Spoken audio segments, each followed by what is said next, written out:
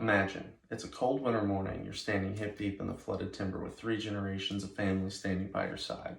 You look over to your right and the family lab starts to whine as the whistling of wings soar overhead in the tops of the trees as the swamp begins to wake up. As the last of the decoys are getting set, you start to hear the chuckling of duck calls and you lean up against your live oak tree in the hole. That's when it happens. The ducks start to descend from the sky and you hear those magical words, "Cut 'em, boys."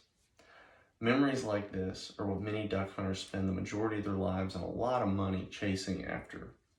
While out in the duck woods, many questions get brought up. Has duck hunting always been this way?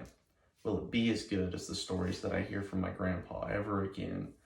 And what are we doing to try and make duck hunting as good as it once was and preserve the resources that we still have?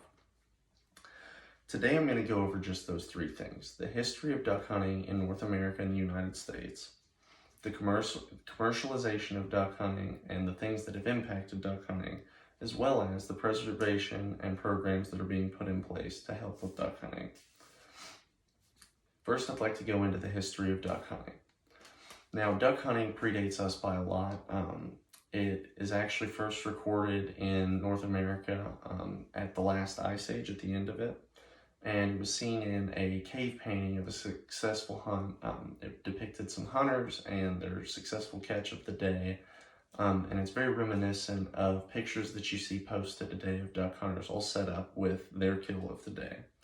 Another example of this can be seen in Lovelock Cave in a paper from the University of Nevada.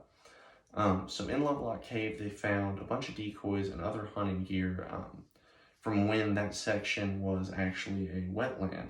Now, the decoy that they had was actually wrapped with skin and feathers from a successfully killed duck. But what I have here today is a modern representation of a decoy. So you could see that they had their craftsmanship and artsmanship that went into it, and that continues still to this day. Now, moving down the timeline a little bit, when settlers came to the United States, duck hunting was almost seen as a bycatch. There were so many ducks here that were so prevalent that people could just kill them whenever. It wasn't that hard. And actually pictures like this can be seen going all the way into the 1960s. A great example of this comes out of a reservoir called the Claypool Reservoir in Arkansas, where hundreds of thousands of ducks were just depicted out on the water and they were all over the place. So with ducks being as prevalent, they ended up becoming a massive resource for market as well as food. And a great example of this comes out of the Chesapeake Bay region. You can read about it in a book called Passenger Pigeon and Waterfowl. And it talks about the extinction and the practices that led to the damages to waterfowl and the passenger pigeon. So basically what happened in the Chesapeake Bay region was ducks were very prevalent still, and people would hunt them, and when they would kill the ducks,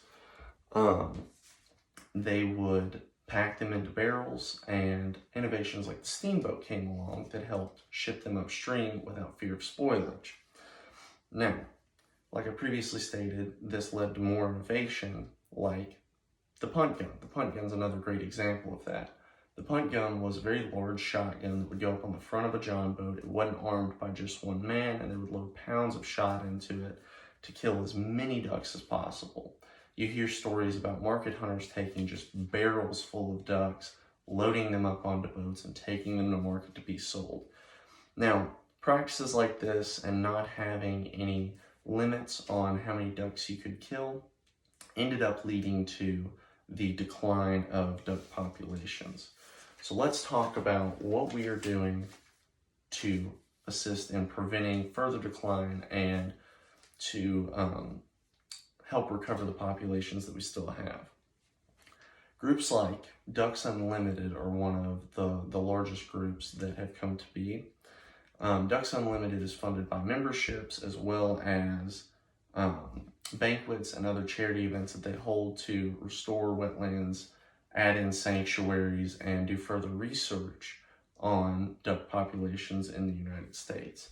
Now here I'm going to show you a graph put out by Ducks Unlimited. Here's that graph. And if you look at the graph on the bottom right-hand side, there is a population counter over a long-term average. You can see that the population average in the long-term average, which started in 1955, is up 10% for the 2019 season. This research is vital and assists our duck population very, very much. Now, on the government side of things, the government implements programs like national wildlife refuges, which run all up and down rivers and creeks and natural wetlands in the United States. Other programs that they put in include WRPs, which stands for Waterfowl Restoration Programs, and CRPs, which stand for Crop Restoration Programs. Now, crop restoration programs are basically where a farmer has a field that he wishes to restore back to the natural way it was, back to flooded timber, and you can read about that more in a book called Wetlands. The government actually pays these farmers to restore these back to what they were, and then WRPs go back into that same kind of group as natural wildlife refuges. They serve the purpose to reserve the wetlands that we still have today. So in conclusion, duck hunting is a very huge part of our history and something that we fight to keep around still to this day. Practices like commercial hunting really put a damper on duck populations, and the destruction of wetlands definitely did not help. But there are many groups and programs that are currently active on trying to restore and revitalize these populations. Thank you.